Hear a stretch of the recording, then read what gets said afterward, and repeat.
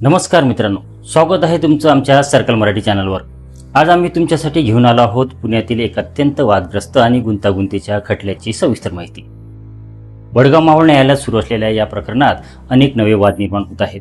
आरोपी सिया गोयलच्या वकिलाबाबतच्या वक्तव्याने न्यायालयात खळबळ उडाली आहे, तर दुसरीकडे वकील आशुतोष श्रीवास्तव यांनी 10 कोटी रुपयांची नुकसान भरपाईची नोटीस बजावली आहे।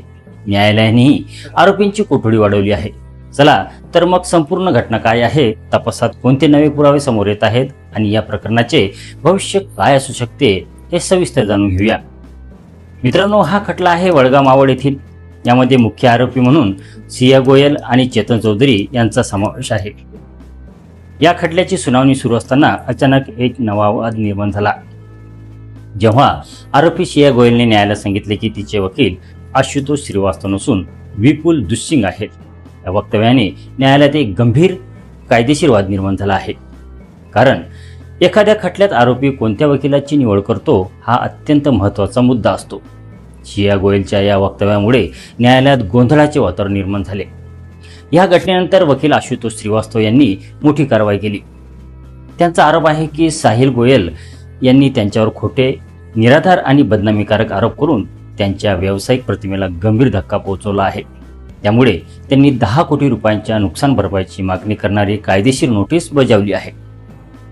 या नोटीसमध्ये असे नमूद आहे की साहिल गोयल यांनी आपले सर्व आरोप मागे घ्यावेत, जाहीरपणे माफी मागावी आणि भविष्यात अशी वक्तव्ये न करण्याचे लेखी हमीपत्र द्यावे। आता सर्वांचे लक्ष साहिल गोयल या नोटीसवर काय प्रतिक्रिया देतात याकडे लागले आहे। या सर्व घडामोडींमध्ये न्यायालयानेही एक महत्त्वाचा निर्णय घेतला आहे। मुख्य आरोपी सिया गोयल आणि चेतन चौधरी यांची पोलीस कोठडी 3 जुलैपर्यंत वाढवण्यात आली आहे। पुणे पोलिसांनी न्यायालयाला या वाढीसाठी काही महत्त्वाची कारणे सांगितली।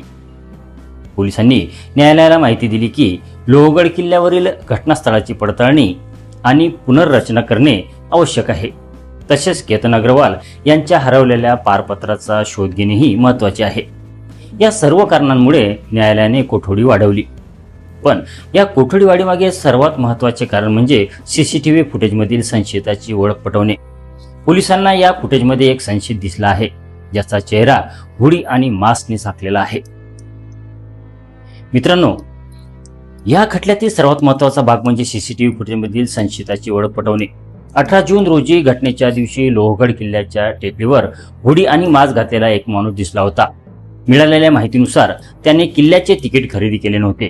त्याचा चेहरा झाकलेला असल्यामुळे सीसीटीव्ही फुटेजमध्ये त्याची ओळख अस्पष्ट झाली आहे।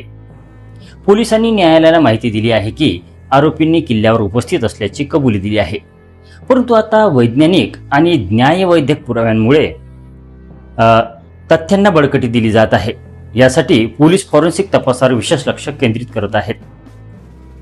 या तपासातील सर्वात महत्त्वाचा भाग म्हणजे गॅट ॲनालिसिस, म्हणजेच चालण्याच्या पद्धतीचे विश्लेषण।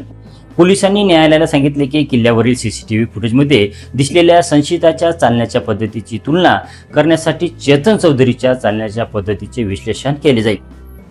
या विश्लेषणात तज्ज्ञ आरोपीची चाल, शारीरिक ठेवण आणि हालचालींची सीसीटीव्ही फुटेजची तुलना करतील। हे एक अत्यंत वैज्ञानिक आणि अचूक तंत्र आहे, जे संशयिताची ओळख पटविण्यासाठी मोठ्या प्रमाणात उपयुक्त ठरते। आता मित्रांनो, या खटल्यातील एका महत्त्वाच्या कायदेशीर वादाकडे वळूयात। वकील आशुतोष श्रीवास्तव यांनी साहिल गोयल यांना 10 कोटी रुपयांची नुकसान भरपाईची नोटीस बजावली आहे, पण ही नोटीस इतकी महत्त्वाची का आहे?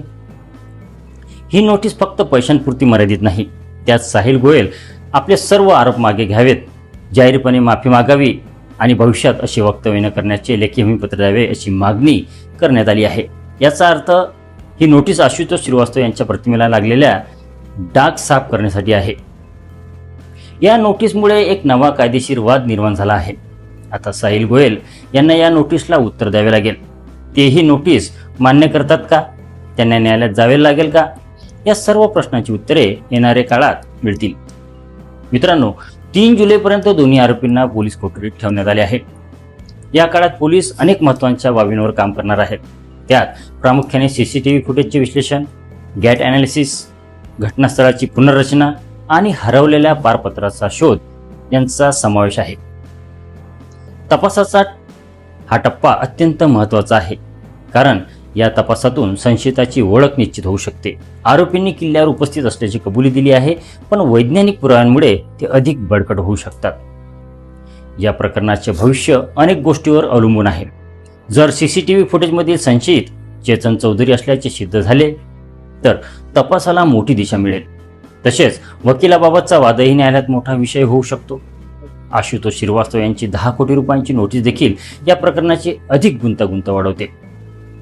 मित्रांनो, हा होता पुण्यातील वडगाव मावळ न्यायालयातील वादग्रस्त खटल्याचा आढावा. या प्रकरणात अनेक नवे वाद निर्माण होत आहेत. वकिलाबाबतचा वाद, 10 कोटी रुपयांची नुकसान भरपाईची नोटीस, सीसीटीव्ही फुटेजमधील संशयिताची ओळख आणि फॉरेन्सिक तपास, हे सर्व मुद्दे या खटल्याला अत्यंत गुंतागुंतीचे बनवत आहेत. पुढील ही कारवाई ही 3 जुलैनंतर होणार आहे. तोपर्यंत पोलीस तपासात कोणत्या नव्या गोष्टी समोर आणतात हे पाहणे महत्त्वाचे असेल. मित्रांनो, तुम्हाला ही माहिती कशी वाटली, तुमचे मत काय आहे हे कमेंटमध्ये नक्की सांगा. आणि अशा महत्त्वाच्या बातम्यांसाठी आमच्या सर्कल मराठी चॅनलला सबस्क्राईब करायला विसरू नका. भेटूयात पुढच्या व्हिडिओमध्ये. तोपर्यंत धन्यवाद.